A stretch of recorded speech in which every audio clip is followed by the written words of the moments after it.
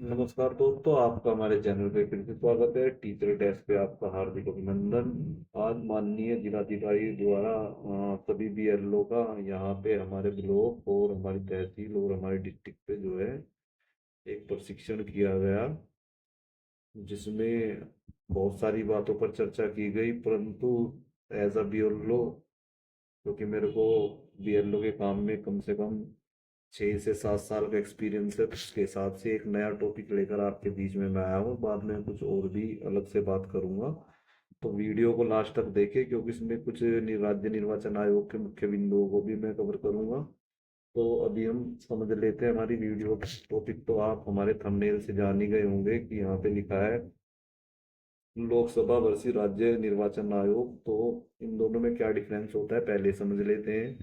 लोकसभा जब बीएलओ से काम कराती है, और लोकसभा का जब वोटर लिस्ट बीएलओ को प्राप्त होता है, तो उसमें एक ये होता है कि उसके अंदर जो है मतदाताओं के फोटो लगे होते हैं। और जब राज्य निर्वाचन आयोग की सूची, अर्थात पंचायत ग्राम पंचायत के जो चुनाव होते हैं, उसकी सूची आपको मिलती है, तो उसमें एक ही लाइन में क्या होता है कि आपको जो मतदाता है उसकी सारी डिटेल मिल जाती है। तो यही एक मेजर डिफरेंस होता है। और एक डिफरेंस ये भी होता है कि आपको ये जो राज्य सूची मिलती है, राज्य पंचायत सूची जो मिलती है, इसमें वार्ड आपको मिलते हैं, वार्ड अलॉट होके मिलते हैं, और इसमें फोटो नहीं लगा होता है।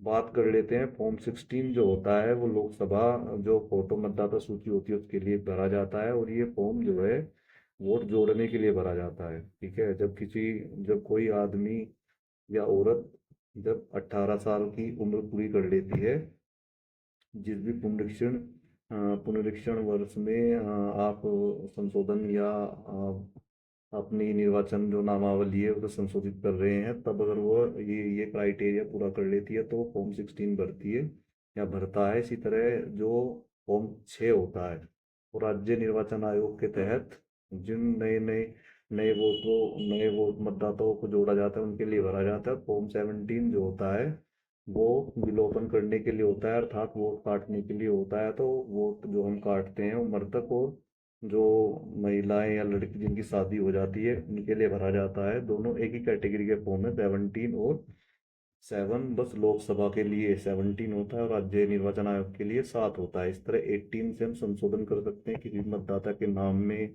पते में, उसके माता पिता या उसके जेंडर जो भी त्रुटि हमें लगती है उसमें संशोधन कर सकते हैं। इसी तरह राज्य निर्वाचन आयोग में इसके लिए फॉर्म 8 भरा जाता है। तो इस वीडियो में आपको यही बताना चाहता था कि ये फॉर्म को लेकर बहुत संशय रहता है लोगों में कि हम कौन सा फॉर्म भरे।